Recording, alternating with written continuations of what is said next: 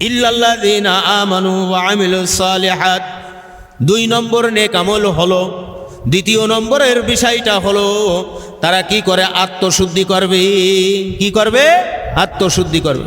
কিতাবের মধ্যে পরিষ্কার উল্লেখ আছে, আত্মার মধ্যে কিছু অসৎ স্বভাব আছে, সেইগুলোকে চিহ্নিত করা যায় এবং তাহা প্রতিকার করার উপায় অবগত হওয়া যায়। আত্মার ভিতরে কিছু সৎ স্বভাব আছে, সেইগুলোকে চিহ্নিত করা যায় এবং সেইগুলো আমল করার পদ্ধতি জানা যায়। তাহাকে ইলমে কলব, ইলমে তাসাউফ বলা হয়। তাহাকে কি বলে? ইলমে কলব, ইলমে তাসাউফ। এটা মৌলিক কয় ফরজ? প্রথমে অন্তরের অসৎ স্বভাব 10টা, সৎ স্বভাব 10টা। ওয়ালা ইমকিনু ইল্লা বিমারিফাতি হুদুদিহা ওয়া আসবাবিহা ওয়া আলামাতিহা ওয়া ইলাজিহা। কঠিনকালেও অন্তরের রাজাইল, অন্তরের ফাজাইল এইগুলো আনয়ন করা, বর্জন করা সম্ভব হবে না যত সময় পর্যন্ত প্রত্যেকটা তারিফ, সবব, আলামত, ইলা সম্পর্কে অবগত না হওয়া যাবে। এই রোগটা চিহ্নিত করা, তার সংজ্ঞা জানতে হবে। সংজ্ঞার পরে কি, কোন কারণে এই সমস্যাটাই সম্মুখীন হতে হলো, সেটাকে বলা হয় আসবাব বা সবব। তারপরে এই জিনিসটা যখন অন্তরের মধ্যে আসে, তার লক্ষণ কি, লক্ষণ আদি কি, সেটাকে বলা হয় আরবিতে আলামত। এখন আসলো কোন কারণে আলামত প্রকাশ পেল, এর থেকে পরিত্রাণ পাওয়ার উপায় কি, অর্থাৎ এর চিকিৎসা কি, সেটাকে বলা হয় এলাজ। 2 নম্বরের নেক আমল কি? আপনার আত্মশুদ্ধি করা। কি শুদ্ধি করা? আত্মশুদ্ধি করা। এই আত্মশুদ্ধি মানবতা বিধ্বংসী, পরজগৎ বিনাশ সাধনকারী, অন্তর্জাত কুরিপু, অন্তরের অসৎ স্বভাব বর্জন। মৌলিক কয় প্রকার? 10 প্রকার। তার প্রথম নম্বর হলো কেবর বা অহংকার। কেবর বা অহংকার। অহংকার কাহাকে বলে? এই কথার সঠিক উত্তর কিতাবী ধারায় দিতে পারে না। আবার বলে আমরা অহংকার করি, অহংকার করি না। কেউ কি বলে যে আমি অহংকারী আলেম, কেউ কি বলে যে আমি অহংকারী ইমাম, কেউ কি বলে যে আমি অহংকারী একটা ছাত্র, বলে না। সবাই বলে যে আমরা অহংকার থেকে কি আছি? মুক্ত আছি। কিন্তু অহংকার কাকে বলে তা জানে না। অহংকার কাকে বলে সেই জিনিসটাই জানে না। আল্লাহ তাআলার আদেশ এবং নিষেধ বিনা প্রতিবাদে মানিয়ে না লওয়া, এটা জাহেরি অহংকার। অন্যকে অবজ্ঞা বা হ্যাকারতের চোখে ঘৃণার সাথে দর্শন করাকে কেবর বা অহংকার বলে। উদখুলু ফিস সিলমি কাফা, দাখিল হও পরিপূর্ণ দিনের মধ্যে হুকুমকার। এখন এই আল্লাহর আদেশ যদি কেউ না মানে, তাহলে অহংকার প্রকাশ পায় কি পায় না? আল্লাহ বলেছেন ওয়ালা তাত্তাবিউ খুতুওয়াতিশ শায়তান, খবরদার, খবরদার, শয়তানের পথ পদঙ্ক অনুকরণ করিও না। আদেশ করলেন পরিপূর্ণ দিনে দাখিল হওয়ার জন্য, নিষেধ করলেন কি করতে? শয়তানের পথ পদঙ্ক অনুকরণ থেকে বিরত থাকতে। তা আদেশও মানল না, নিষেধটাও কি করলো না? মানল না। তাহলে আল্লাহর আদেশ এবং নিষেধ মানে নাই, ওর মধ্যে অহংকারী হয়েছে। আল্লাহ বলেছেন আলা তামশি ফিল আরদি মারহা, খবরদার, খবরদার, জমিনের পরে অহংকার সহকারে চলিও না। আর অহংকার লা ইয়াদখুলুল জান্নাতা মান কানা ফি কলবি মিসকাল যাররাতিন মিন কিবর, যার অন্তর মধ্যে যাররা পরিমাণ অহংকার থাকবে, হিসাব আনতে আল্লাহর জান্নাতে যাবে না। নাউজুবিল্লাহ। তো এক সপ্তাহে একটা উসুলেই কিল্লাফাতে, ঠিক না বে ঠিক? একটা উসুলেই ধ্বংস হয়ে গেছে দেশ, জাতি, মুসলমান সব। আর বাকি 9টার প্রয়োজন হচ্ছে না। এখানে এই একটা কথার ভিতরে যখন আল্লাহর আদেশ এবং নিষেধ বিনা প্রতিবাদে মানিয়া না লয়, অন্যকে অবজ্ঞা বা হ্যাকারতের চোখে, ঘৃণার চোখে দেখে, তখন যে অহংকার সাবেত হয়ে গেল। এই হাদিসে, বুখারী শরীফের হাদিসের মধ্যে পরিষ্কার আছে, যার অন্তরে কি পরিমাণ? পাহাড় পরিমাণ, টিরাক পরিমাণ, সমুদ্র পরিমাণ, যাররা পরিমাণ অহংকার যদি থাকে, হিসাব আনতে কোথায় যাবে? জাহান্নামে যাবে। হাদিসে কুরসির মধ্যে আছে, আল্লাহ বলেন অহংকার কি আমার চাদর, আজমত বরত্ব হলো আমার পায়জামা। যেই ব্যক্তি এই দুটোর মধ্যে আসবে, সে আমার আজমত আর পায়জামানে কি করবে? টানা হেসা করলে আমি আল্লাহ তাকে দোজখে দেবো। নাউজুবিল্লাহ। সরাসরি প্যাস লাগে কোন জায়গায় যাই? আল্লাহ তাআলার সাথে। খালি অহংকারে। তোমারই কারণে এসব সৃষ্টি, তোমারই কারণে এসব খেলা।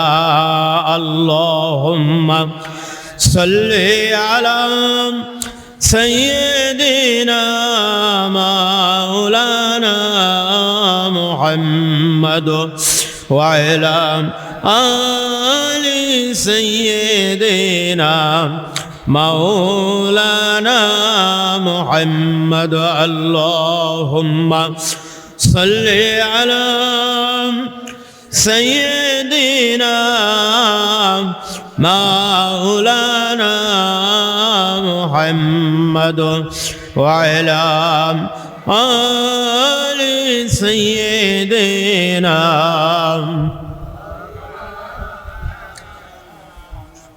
نحمده ونصلي على رسوله الكريم أما بعد মহান রব্বুল আলামিনের দরবার অন্তর স্থল থেকে শুকরিয়া আদায় করি যে আল্লাহ তাআলা আপনাকে আমাকে মহাব্বত করে আখিরাতের মহামুক্তির জরুরি ইলমের মজলিস আল্লাহর পূর্ণাঙ্গ দ্বীনের মজলিসে আল্লাহ দ্বীন সম্পর্কে কিছু বলবার শুনবার শিক্ষা এবং আমল করার তৌফিক আল্লাহ তাআলা দান করছেন। এই জন্য কালেমাতুর শুকুর, সবাই বলে আলহামদুলিল্লাহ। দুরূদ সালাম বর্ষিত হোক মুক্তির মানবতা দু সরওয়ারে কায়নাত হাবিবুল্লাহ জনাবে মুহাম্মদুর রাসূলুল্লাহ সাল্লাল্লাহু আলাইহি ওয়াসাল্লামের প্রতি। দুনিয়ার ভিতরে ভেজাল এত পরিমাণে হয়েছে যে আপনার আসল জিনিস চিনা মুশকিল। আসল জিনিস চিনা কি মুশকিল। যারা ধর্মের পথে আসে হক বাতিল যাচাই বাছাই করতেছেন না, যে যে রাস্তায় আছে সেটারে সঠিক মনে করে কাজ চালায় যাচ্ছে। আপনার বিভিন্নভাবে দাওয়াত আহ্বান করলেও সঠিকভাবে কি করে না, এরা বোঝা চেষ্টা সংগ্রাম করে না। আপনার বোঝার চেষ্টা যদি না করে তাহলে কি হিদায়েত সম্ভব? সম্ভব না। একটা হলো তকদির, ওয়াল কদরি খায়রিহি ওয়া শাররিহি মিনাল্লাহি তাআলা। আপনার তকদির হলো ভাগ্যলিপি। তো তকদির বুলন্দ হয় না যদি তদবির না করা হয়। তদবির অর্থ কি করা? চেষ্টা করা। আমরা চেষ্টা সংগ্রাম করতে হবে আর দোয়া করতে থাকতে হবে। আল্লাহ তাআলা কি করবেন? ভাগ্যের পরিবর্তন ঘটাবেন। সুবহানাল্লাহ। এই জন্য আল্লাহ রাব্বুল আলামিন যাদেরকে মহাজ্ঞানের মহাসন্ধান সঠিক সন্ধান দান করছেন তাদের শুকরিয়া হলো ধর্ম শিক্ষা করবে, আমল করবে, তাইত মদত শক্তি পরিমাণে প্রচার প্রসারের জন্য চেষ্টা সংগ্রাম করবে। পথ ভোলা লোককে পথের সন্ধান দেবে, পথ ভোলা লোককে পথের সন্ধান দেবে। আপনার সঠিক সন্ধান দেওয়ার কারণে কি হবে? সেই লোক যদি সন্ধান পায় আর মনে করলেন পালেও না, অর্থাৎ সে গ্রহণ করলো না, তা আপনি যে সন্ধান দান করছেন মাহশারের ময়দানে কঠিন বিপদের দিন আল্লাহ তাআলা এটাকে একটা বিরাট ওসিলা করে নাজাতের ফায়সালা করবেন। সুবহানাল্লাহ। কবুল করুক চাই না করুক, কিন্তু আপনার আমার দায়িত্ব আমরা পালন করেছি। হকের দাওয়াত দেওয়ার কারণে আল্লাহ তাআলা কি করবেন? এক বিরাট মর্তবা দান করবেন, যার কারণে নাজাতের ফায়সালা হবে। কোরআন শরীফের মধ্যে ছোট্ট একটা সংক্ষিপ্ত সূরা, সূরাটার নাম হলো সূরায়ে আসর। সূরায়ে আসর। ইমাম শাফি রহমতুল্লাহ আলাইহি বলেন যে এই সূরা আসরটা কেউ যদি সঠিকভাবে মান্য করে তাহলে তার পরকালের জন্য এটাই যথেষ্ট। এহকালীন কল্যাণ, পরকালে মহামুক্তির জন্য কি এটাই যথেষ্ট।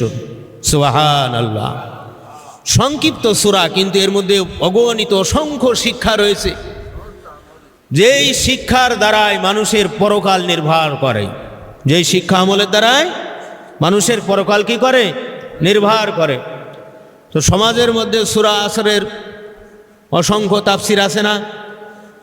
আমি নেটে সার্চ দিলাম সূরা আসরের তাফসির, ওরে সর্বনাশ, বহুত বক্তার কি সূরা আসরের তাফসির আপনার নেটের মধ্যে আছে, ইউটিউবে আছে। আপনার যে সঠিক তাফসির এইটা নাই। কি নাই? কিছু আনুষঙ্গিক আছে, আবার কিছু নাই।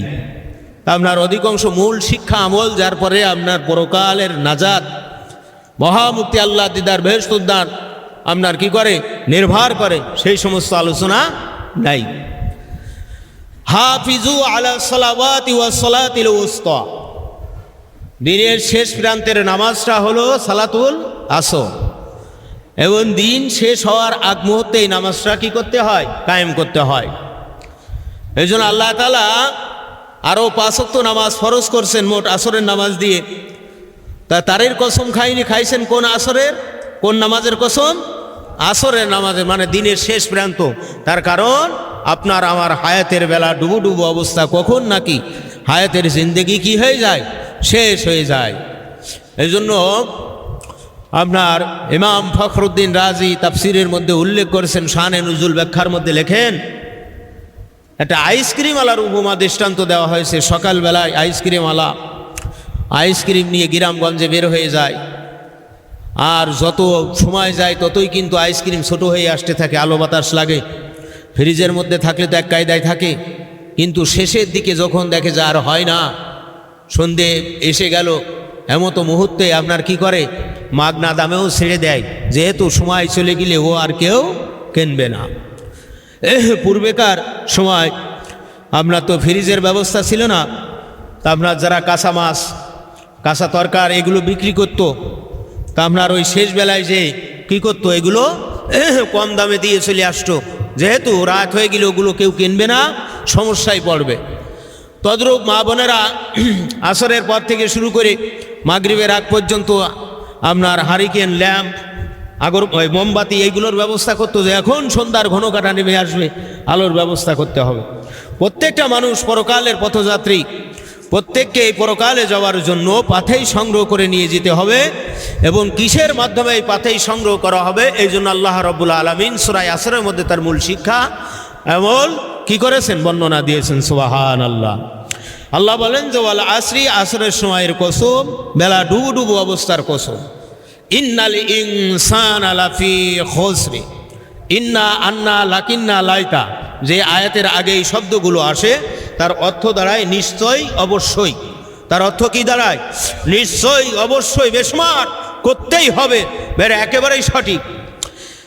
আল্লাহ বলেন যে ইন্নাল ইনসানা লাফি খুসরি, সমস্ত মানুষ সহি আছে ক্ষতির মধ্যে। ঈমান কি জিনিস? এক, আল্লাহ অদ্বিতীয়, আল্লাহর কোনো শরীক নাই। হযরত মুহাম্মদুর রাসূলুল্লাহ সাল্লাল্লাহু আলাইহি সাল্লাম আল্লাহর বান্দা এবং রসুল। কিতাবের মধ্যে যেই মাসলা যেই রূপ লেখা আছে, সেই মাসলাকে সেই রূপভাবে বিশ্বাস করা, শিক্ষা করা, আমল করা। আপনার ঈমান না দেখে আল্লাহকে বিশ্বাস করা। আপনার আসমানের মালিক কে? জমিনের মালিক কে? আপনার কবরের মধ্যে দুইজন ফেরেশতা আসবে, সেই দুইজন ফেরেশতার নাম কি? মুনকার, নাকির। তা আপনার কবরের আযাব সত্য, কথা ঠিক কিনা? তা আপনার জান্নাত আছে, জাহান্নাম আছে, এগুলো আমরা দেখি না কিন্তু বিশ্বাস করেছি, ঠিক কিনা? তো যাই হোক, ঈমানের পরে আমলি মাসলা প্রাথমিক পর্যায়ে দুই ভাগ। কয় ভাগ? দুই ভাগ। একটা হলো জাহেরি আর একটা হলো বাতেনি। জাহেরি যেটা, সেটাকে ইলমে ফিকা বলা হয়। হযরত ইমামে আজম আবু হানিফা রহমতুল্লাহ আলাইহি থেকে যখন মাযহাব সৃষ্টি হয়েছে, তখন থেকে এটা ফিকা নামকরণ করা হয়েছে, তখন থেকে এটাকে কি নামকরণ হয়েছে। কিন্তু কোরআনের ভাষায় এটা জাহেরি বিদ্যা। কি বিদ্যা? জাহেরি এলেম, জাহেরি বিদ্যা, জাহেরি জ্ঞান। যে পর্যায়ে যাবেন জাহেরি নিকামল, ওয়াজারু যাহিরাল ইসমু ওয়া বাতিনাহু, জাহেরিও আমল আছে, বাতিনিও আমল আছে। জাহেরিও গুনাহ আছে, বাতিনিও গুনাহ আছে। জাহেরি নেক কাজ আছে, বাতিনিও নেক কাজ আছে। কথা পরিষ্কার কিনা? আল্লাহ কি বললেন? ইল্লাল্লাযীনা আমানু ওয়া আমিলুস সালিহাত, ক্ষতির মধ্যে ওরাই নাই যারা ঈমান আনয়ন করিয়াছেন এবং নেক আমল সমূহ করিয়াছেন। সুবহানাল্লাহ। সমাজের মধ্যে দৃষ্টিপাত করলে দেখা যায় নেক আমলগুলো কি? কেউ বা বলেছেন সকালবেলায় বাদে ফজরে 33 বার সুবহানাল্লাহ, 33 বার আলহামদুলিল্লাহ, 34 বার আল্লাহু আকবার, এটা পড়ে কিছু সময় কোরআন তেলাওয়াত করতে থাকবে। যখন সূর্যটা উঠে যাবে, আওয়াবিনের নামাজ পড়বে, ইশরাকের নামাজটা পড়ে নিও। কথা ঠিক কি না? যখন বেলা 8টা 10টা বাজবে, তখন আর একটা নামাজ পড়ে নেবে। নামাজের পরে নফল নামাজ পড়ো, কি কিছু দান সাদকা করো বাৎসরিকভাবে, রোজার মাসে, শবে বরাতের রাত্রি। এই মনে করে যে আমরা নেক আমল করতেছি। কিছু আল্লাহর বান্দা আছে মুখে গল্প করতেছে, হাতে তসবিহ দানা উঠতেই আছে, ঠিক না? মুখে কথা বলতেছে, কিন্তু আবার তসবিহ দানাগুলো কি হচ্ছে? উপরের দিকে উঠতেছে। তাহলে উনি কয় কাজ করতেছেন? এক মুখ দিয়ে কয় কাজ করা যায়? উনি কথা বলছেন, গল্প করছেন, ভাড়া দিচ্ছেন ইত্যাদি, তার মধ্যে আবার তসবিহ দ্বারা দেখাতে চাই যে আমরা আমল করতেছি। আসলে এগুলো আসলে সঠিক নেক আমল না। নেক আমল কি? জাহেরি গুনাহ থেকে ফিরে থাকতে হবে, জাহেরি গুনাহ থেকে ফিরে থাকতে হবে। প্রত্যেকটা মানুষ যখন পরকালের পথের দিকে রওনা দেবে, প্রথমে তাকে ইলম শিক্ষা করতে হবে। কি শিক্ষা করতে হবে? ইলম শিক্ষা করতে হবে। এই জন্য জাহেরি নেক আমলের, জাহেরি ইলমের সর্বপ্রথম শিক্ষাটা হলো ইলম শিক্ষা করা। ঠিক না বেঠিক? যখন ইলম শিক্ষা করে, ইলমের পরে আকাইদ, ইলম আকাইদ যে আল্লাহ তাআলার আযাব সত্য, কঠিন হাসরের দিন পাই টু পাই আল্লাহ তাআলার কাছে জীবনের হিসাব নিকাশ বুঝিয়ে দিতে হবে। এটা ইলম না শিখলে কি বুঝতে পারবে, জানতে পারবে? যখন জানতে পারবে, বুঝতে পারবে, তখন তার বিশ্বাস স্থাপন হবে। সেই ইলমটার নাম হলো আকাইদ। সেই ইলমটার নাম কি? আকাইদ। যখন জাহেরি বিদ্যা শিক্ষা করবে, তখন এই ফিকা একটা হলো আল্লাহর সাথে আর বান্দার মধ্যে সম্পর্ক যুক্ত হবে এই বিষয়ের ইলম। এটা হলো হকুল্লাহ, অর্থাৎ আল্লাহর হক। এটা কার হক? আল্লাহর হক। তার প্রথম নম্বরটা ইলম শিক্ষা করা, 2 নম্বর আকাইদ, 3 নম্বর পবিত্রতা, 4 নম্বরে যায় তারপরে নামাজ। কথা ঠিক কি না? নামাজের পরে কি? যাকাত, তারপরে হজ, তেলাওয়াতে কোরআন, জিকির, দোয়া, তারতিবুল আওরাত। এই হকগুলো কার? আল্লাহ। আল্লাহ বলছেন যে এরাই ক্ষতির মধ্যে নেয় যারা এই হকগুলো মান্য করে, শিক্ষা করে, আমল করে। আমল পাওয়া যাচ্ছে তো? ইলম আমল পাওয়া যাচ্ছে কিনা? 2 নম্বর মুআমালাত, মুহাশারাত, সৃষ্টির সাথে সৃষ্টির হক, এটা জাহেরি বিদ্যা। এই ইলমটা হলো প্রথম হলো খানাপিনা। কি প্রথম? কি খানাপিনা। আপনার খানাপিনা করার সময় দেখা যায় কি যায় না? ভালো খাচ্ছে কি মন্দ খাচ্ছে, তেল বেশি দেওয়া কি কম দিয়ে, এগুলো দেখা যায় না। যেহেতু এটা জাহেরি আলোচনা হচ্ছে, জাহেরি বিদ্যার আলোচনা। আপনার তারপরে হলো কি? খানাপিনার পরে নিকাহ, পর্দা, তারপরে হালাল হারাম, দুস্তি, সৌবাত, নির্জনবাস, সফর, পিতামাতার সন্তানগণের হক, আত্মীয় স্বজন, এতিম মিসকিন, ধনী দরিদ্র, পথিক মুসাফিরের হক, পীর ও মুরিদের হক। ইমানের পরে প্রথম জাহেরি ইলম এবং আমল। এটা কয়টা? মৌলিক 20 প্রকার। মৌলিক কয় প্রকার? 20 প্রকার। এই 20 প্রকারের একটা থেকে যার্রা পরিমাণ অস্বীকার যদি কেউ করে, এর থেকে যদি মুখ ঘোরায় নাই, তাহলে তার কি থাকবে না? ঈমান থাকবে না। এই সম্পর্কে সমাজের কোন সঠিক ধ্যান ধারণা আছে? এই সম্পর্কে বোঝে? অসংখ্য মানুষ ইলমের হক থেকে বেখবর হয়ে গেছে, ইলম শিক্ষা করে নাই নিজেও। প্রত্যেকটা মানুষের জন্য ইলম শিক্ষা করা ফরজে আইন। প্রত্যেকটা মানুষের জন্য ইলম শিক্ষা করা কি? নর এবং নারী, তলাবুল ইলমি ফারিদা আলা কুল্লি মুসলিম ওয়াল মুসলিমাত। প্রত্যেকটা মুসলমানের জন্য ইলম শিক্ষা করা ফরজে আইন, ফরজ। এখন নিজেরাও ইলম শিক্ষা করে না, সন্তান দিকেও ইলম শিক্ষা করে না। এখন ইলম শিক্ষার ফরজিয়াতে তওবা যদি করতে হয়, নিজেও ইলমের জন্য পরিপূর্ণ দিন ইসলামে ভর্তি হতে হবে। সন্তান দিগণকেও ইলম শিক্ষা করানোর জন্য তাইত মতো শক্তিবানের কি করবে? সাহায্য সহযোগিতা করে তাদেরকেও কি করবে? ইলম শিক্ষার মজলিসে বসে। সঠিক না বেঠিক? সঠিক কথা কিনা? কিন্তু ইলম, নামাজ, রোজা, ওযু, গোসল, হজ, যাকাতের মতো এই ইলম শিক্ষা করা ফরজ। এই সম্পর্কে সমাজের কোনো ধ্যান ধারণা নাই। যে মাদ্রাসায় হাফেজি পড়েছে ও আলেম হয়ে গেছে, কারিয়ানা পড়েছে আলেম হয়ে গেছে, ওরা 2-4 জন থাকলে যথেষ্ট, আমাদের ইলম শিক্ষা করা লাগে না। আমরা 5 ওয়াক্ত নামাজ পড়বো, বছরে 2-3 বার একটু দাওয়াতের কাজে মাঝে এখানে ওনে যাবো, এতে আমাদের হয়ে যাবে। এরম ধারণা কিনা? রুটি মাগনা ডাইল ফিরি না। ইলম আল্লাহর দ্বীন পরিপূর্ণ না আংশিক? পরিপূর্ণ স্মরণ করার মধ্য দিয়ে, শিক্ষা করার মধ্য দিয়ে, আমল করার মধ্য দিয়ে এহকালীন কল্যাণ, পরকালে মহামুক্তি, আল্লাহ দিদার, বেহেশত উদ্যান। কথা ঠিক কিনা? এইটা গেল আপনার এই ইমানের পরে জাহেরি বিদ্যা 2 ভাগ। সেটা হলো কি? আপনার ইবাদাত, মুআমালাত। ইবাদাত, মুআমালাত। ইবাদাত মৌলিক 10টা, মুআমালাত ও মৌলিক 10টা। দুরূদ শরীফ পড়েন, আল্লাহুম্মা সাল্লি আলা মাওলানা মুহাম্মাদ ওয়া আলা আলি সাইয়্যিদিনা মাওলানা মুহাম্মাদ ইল্লাল্লাযিনা আমানু ওয়া আমিলুস সালিহাত। 2 নম্বর নেক আমল হলো, দ্বিতীয় নম্বরের বিষয়টা হলো তারা কি করে? আত্মশুদ্ধি করবে। কি করবে? আত্মশুদ্ধি করবে। কিতাবের মধ্যে পরিষ্কার উল্লেখ আছে, আত্মার মধ্যে কিছু অসৎ স্বভাব আছে, সেইগুলোকে চিহ্নিত করা যায়। এবং তাহা প্রতিকার করার উপায় অবগত হওয়া যায়। তার ভিতরে কিছু সৎ স্বভাব আছে, সেইগুলোকে চিহ্নিত করা যায় এবং সেইগুলো আমল করার পদ্ধতি জানা যায়। তাহাকে ইলমে কলব, ইলমে তাসাউফ বলা হয়। তাহাকে কি বলে? ইলমে কলব, ইলমে তাসাউফ। এটা মৌলিক কয় ফরজ? প্রথমে অন্তরের অসৎ স্বভাব 10টা, সৎ স্বভাব 10টা। ওয়ালা ইমকিনু ইল্লা বিমারিফাতি হুদুদিহা ওয়া আসবাবিহা ওয়া আলামাতিহা ওয়া ইলাজিহা।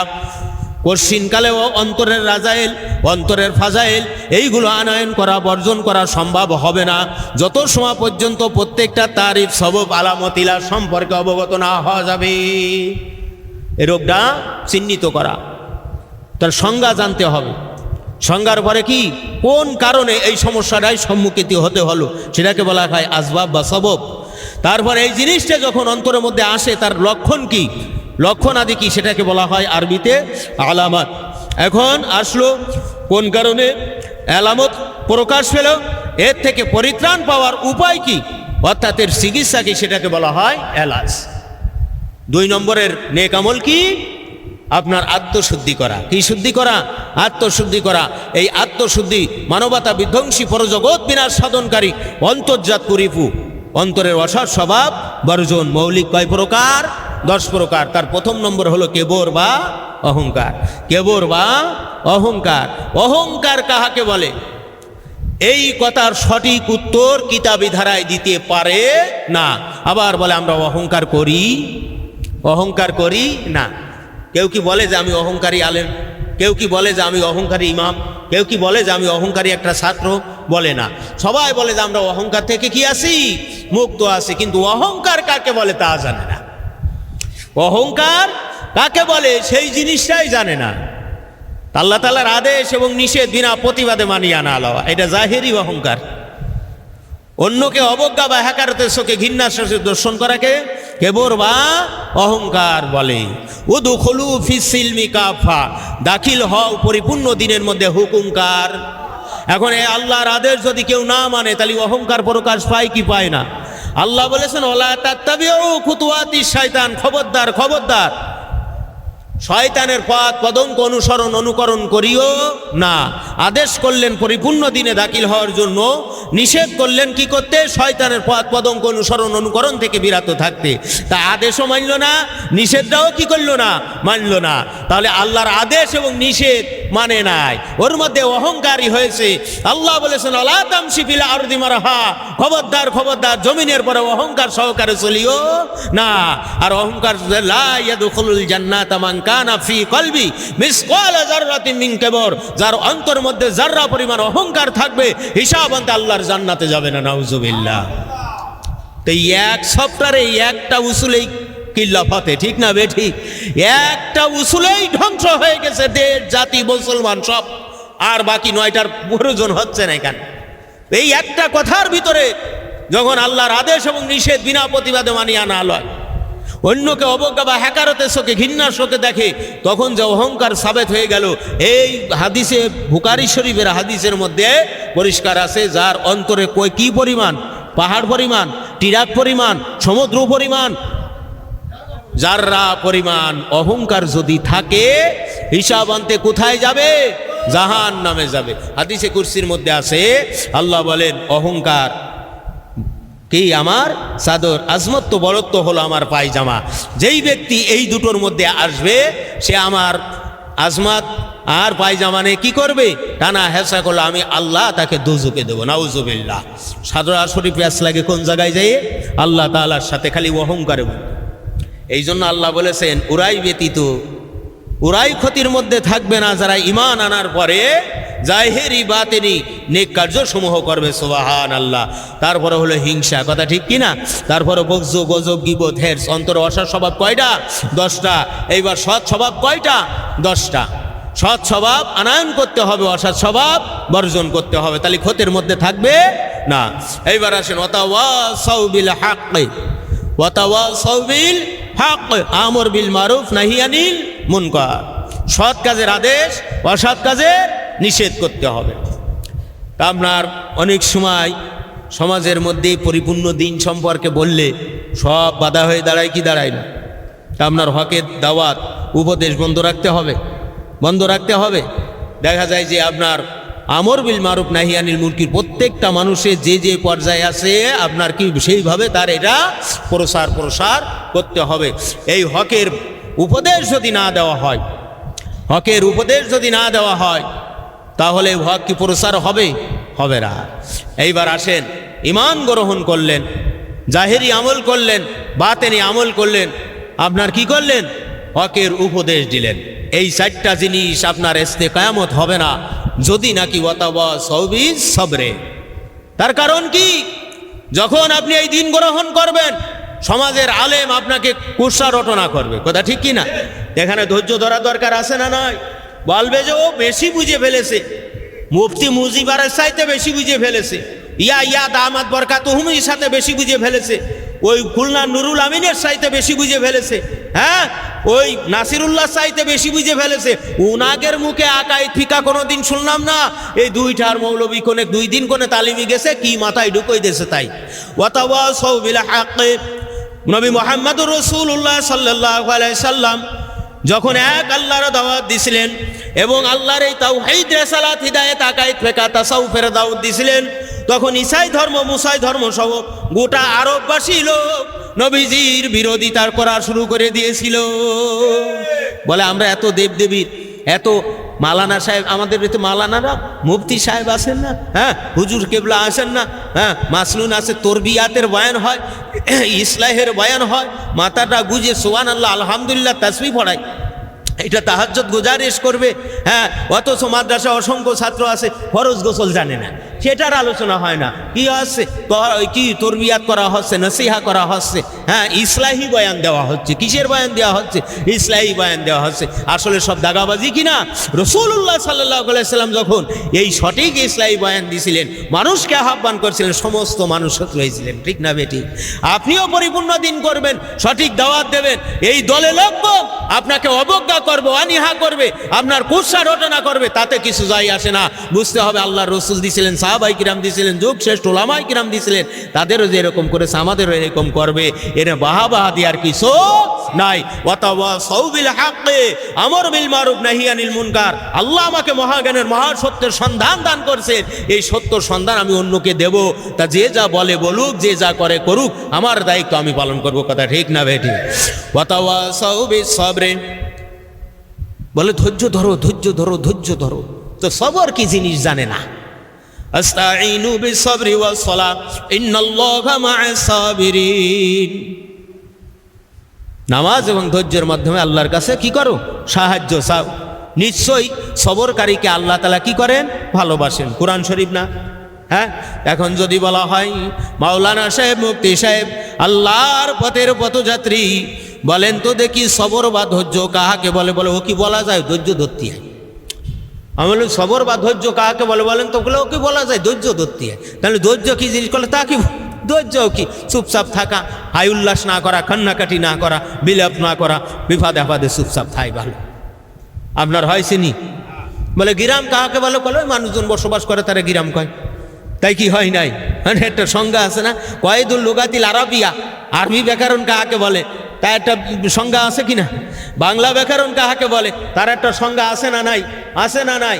তদ্রূপ সবর কাহাকে বলে তারও একটা সংজ্ঞা আছে।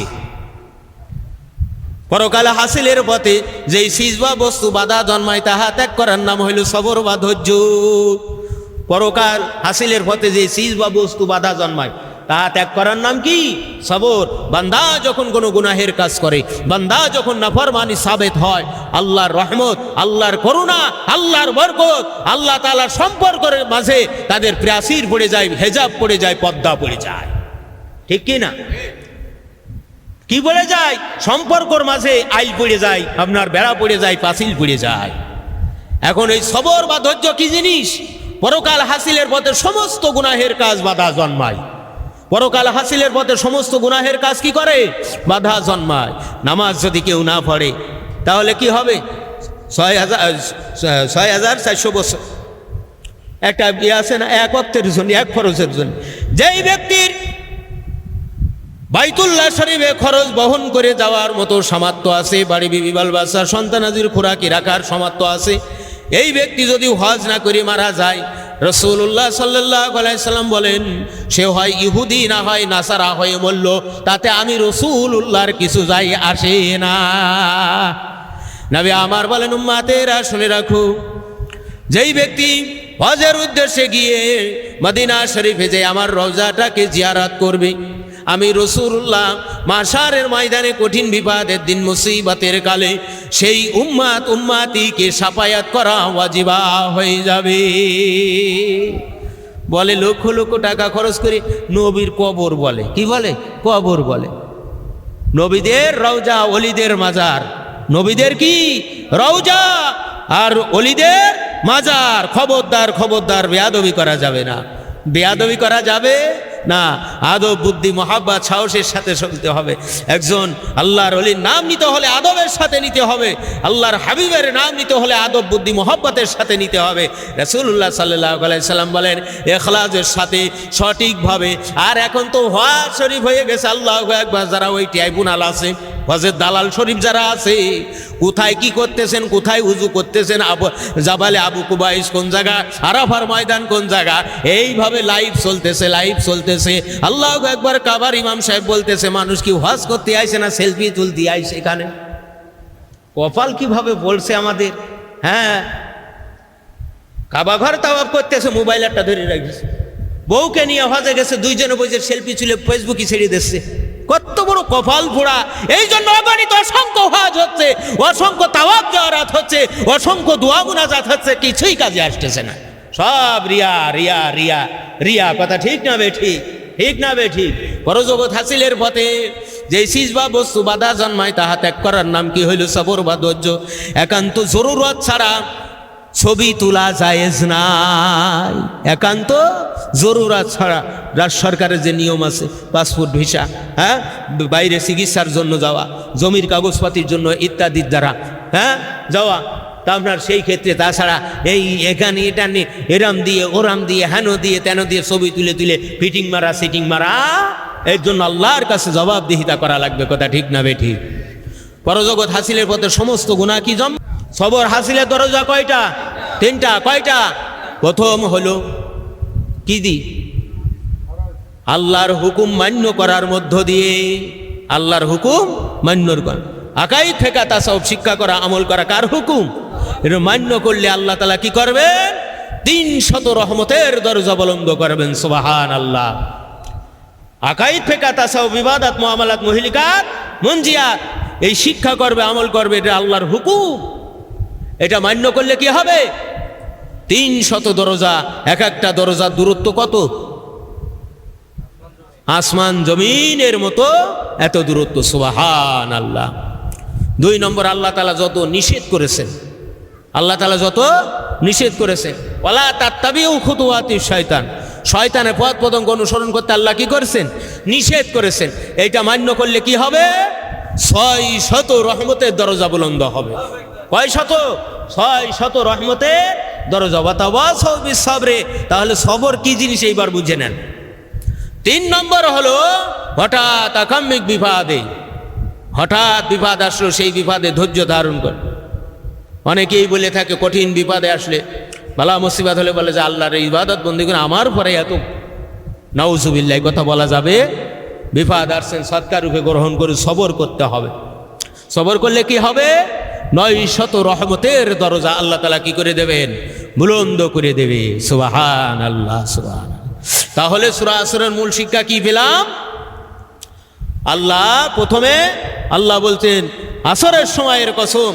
2 নম্বর, সমস্ত মানুষ ক্ষতির মধ্যে রইয়াছে, উরাই ব্যতীত যারা ঈমান আনয়ন করছেন এবং নেক আমল সমূহ করছেন এবং হকের উপদেশ প্রদান করছেন। কিসের উপদেশ প্রদান করছেন? হকের উপদেশ প্রদান করছেন। তা আপনার সামনে বিরাট মাহফিল না, বিরাট ইন্তেজামি খরচ কিনা?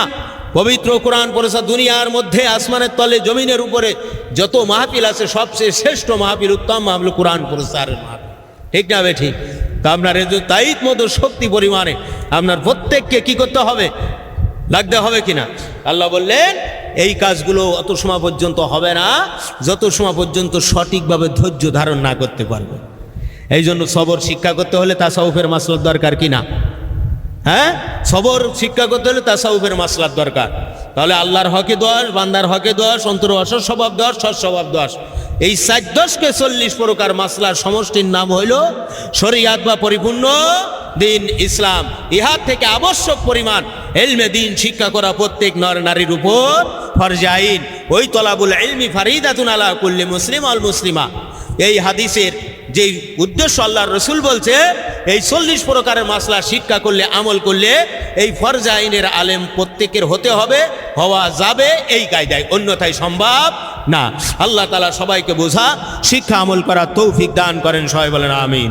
দরুদ শরীফ পড়েন আল্লাহুম্মা